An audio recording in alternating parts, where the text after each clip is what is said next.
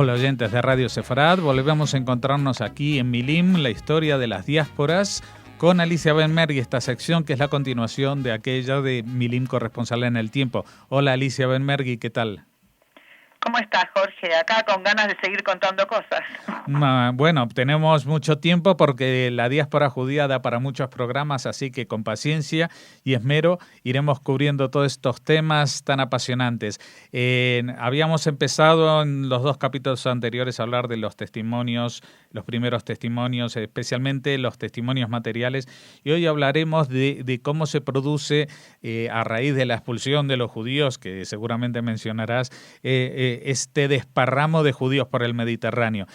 Pero antes, déjame que recuerde a los oyentes que si quieren pueden encontrar esta y otras muchas historias en tu página web, que es la www.milimcultural.com.ar, y si quieren también escribiendo a cultural@arnet.com.ar, recibirán una vez cada 2 semanas o una vez por semana, ahora me dirás, un boletín en su correo electrónico con las novedades de la historia judía. ¿Es cada semana o cada 2? Cada vez 2 veces por mes. O sea, cada 2 semanas, bueno, más o menos. O sea, cada 15 días. Ustedes están en el verano, hace calor, el calor a veces... A mí se me derriten las neuronas y entonces me parece que es todas las semanas, pero no, es cada 2 o 3 semanas. Bueno, cada 15 días. Cada 15 días. Muy bien, Alicia, entonces háblanos de esto. ¿Qué pasa con este desparramo, aunque la palabra fina sería expansión por el Mediterráneo? Sí, desplazamiento, digamos. Los judíos buscan vivir en una región que les es cada vez más hostil. Hay que pensar al judaísmo, incluso hay que pensar en una parte, los judíos van a estar en lo que se llamó Babilonia por mucho tiempo. Lo que nosotros conocemos con el nombre del Talmud Babli fue escrito ahí, en la zona que corresponde a Persia e Irak, y estos judíos estaban en una comunicación constante, iban y venían, se conectaban todo el tiempo o con Jerusalén o más que con Jerusalén, cosa que tengo mis dudas, sobre todo con Tiberíades, donde están los grandes escritores, digamos, del Talmud Yerushalmi. Uno de ellos, que viene de ahí, es Rabbi Akiva, y muchos otros van y vienen, influyen, estudian, y hay una conexión recíproca. No hay que olvidarse que la historia de los Guionim, que es la historia, tiene lugar en lo que hoy en día conocemos como Irak, y ahí se hace una dinastía y van a estar por varios siglos y van a tener mucha influencia en el judaísmo. Ahora déjame una cosa general, porque estoy tratando de dar una idea más extendida de dónde estaban los judíos y desde qué lugares ejercían sus relaciones con los otros judíos. Perdóname, Alicia. ¿Sí? No, que quería aclarar que dijiste la palabra Geonim y no todo el mundo creo que sabe lo que son los Geonim. Los Geonim, la palabra Gaón, etimológicamente en hebreo significa sabio, y era que en esta época de dispersión pues había una especie de liderazgo espiritual o de sabiduría que se iba, una especie de institución no institucionalizada, que había al frente de todas las comunidades del mundo alguna persona muy destacada, y en general eran de los que estaban asentados en lo que se llamaba Babilonia, especialmente en Sura y Pumbedita, ¿no? Pero ahora, sí, tal cual. Pero ahora te dejo seguir. En un periodo posterior, estamos hablando de los siglos IV, V, y no, sí está institucionalizada, es como una dinastía, donde un hijo sucede a su padre. Por eso ahí surge también el caraísmo, donde uno de los herederos, de los seguros herederos, es despojado de esa condición y bueno, crea el caraísmo, pero eso lo quiero contar en otro momento, porque lo que quiero es dar una visión más general de dónde están los judíos y qué es lo que está pasando, para que nosotros tenemos bastante, por lo menos no sé en España, pero nosotros los que estudiamos acá por bastante tiempo teníamos parcelitas de los cuentos de la historia. Entonces después cuesta mucho darse cuenta y relacionar unos lugares y hechos de que las cosas que le sucedían a los judíos en un concepto mucho más general, en un ámbito cristiano, y es importante entonces poder hacer este ejercicio para poder comprender mejor algunas cosas. Estos Gionim eran entonces una dinastía que no solo eran sabios, y tenían la autoridad religiosa, desde todas partes se les escribía a ellos, se les consultaba por bastante tiempo. Nadie disputó ni su poder ni su sabiduría hasta que aparece alguien como Maimónides.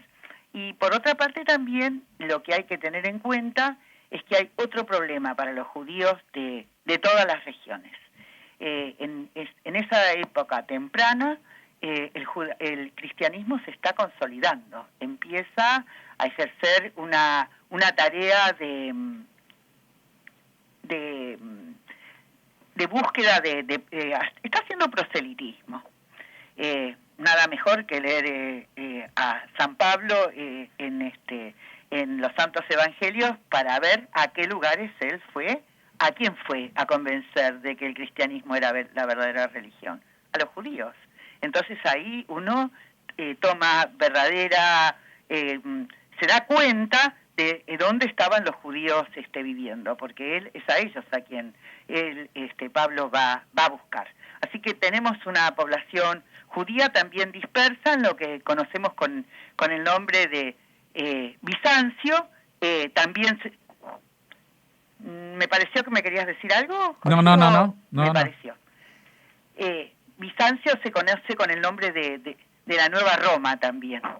Por eso los judíos que habitaban ahí antes de la muy posterior llegada de los sefaradim son los judíos que se conoce con el nombre de judíos romañotas, que vivieron en esa extensa zona del Mediterráneo que le perteneció a Bizancio, al Imperio Bizantino.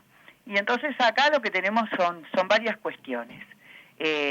Hay como los cristianos practican el proselitismo y los judíos también. Entonces lo que van a tratar de eliminar por competencia el cristianismo de un modo muy severo es persiguen a los judíos. Si bien hubo como una persecución y un constante, la peor fue la que se ejerció desde Bizancio.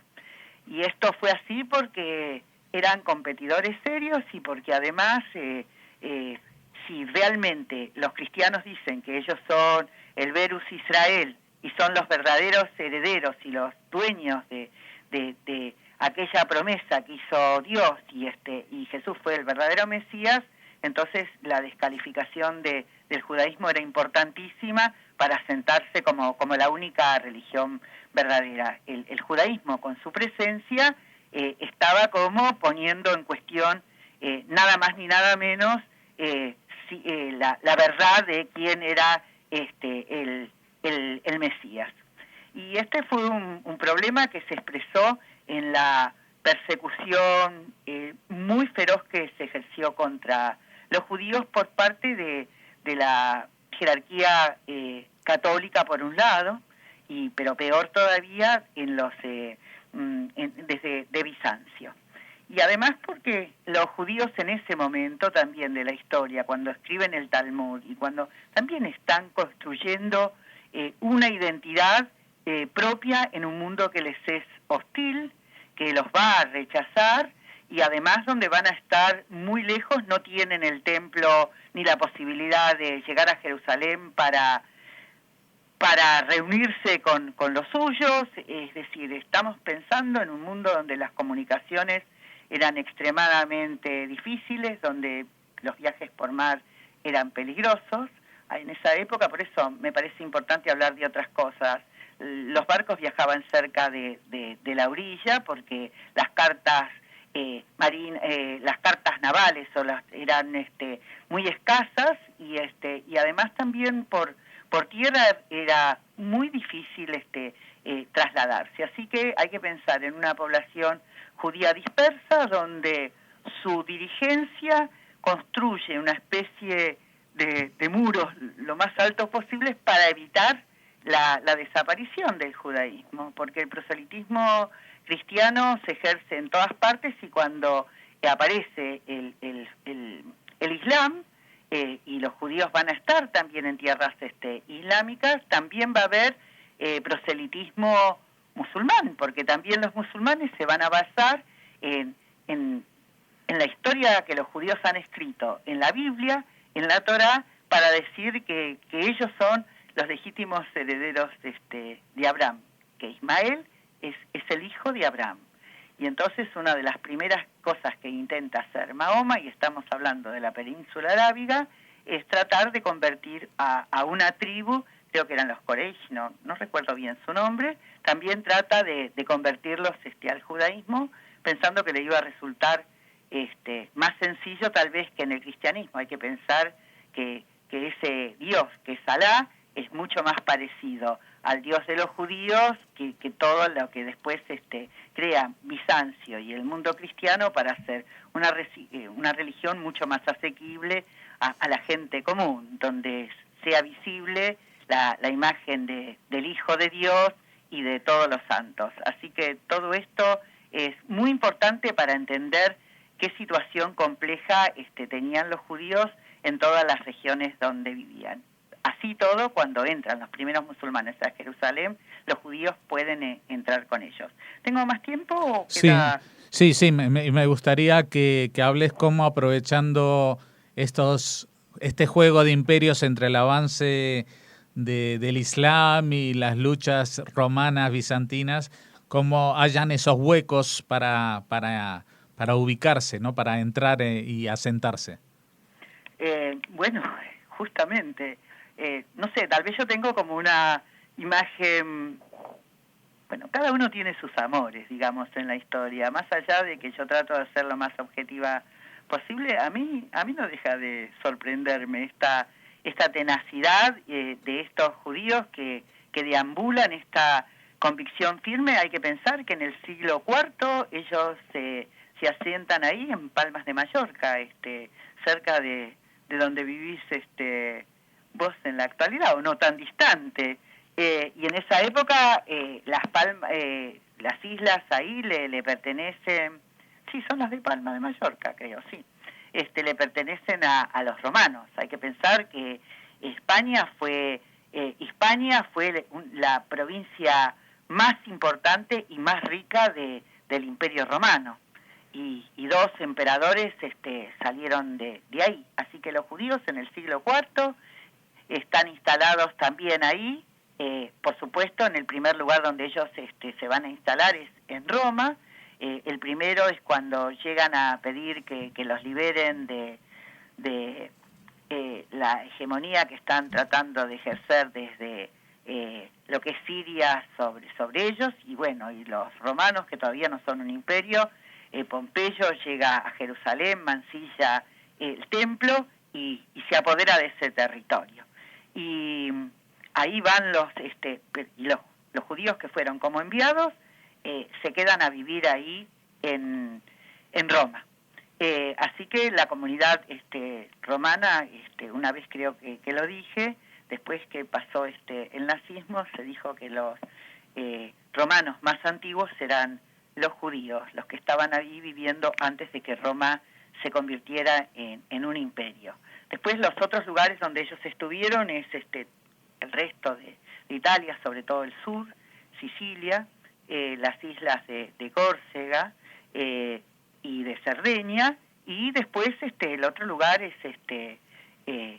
lo que es España, la región de España, pero estamos hablando del siglo IV de nuestra era.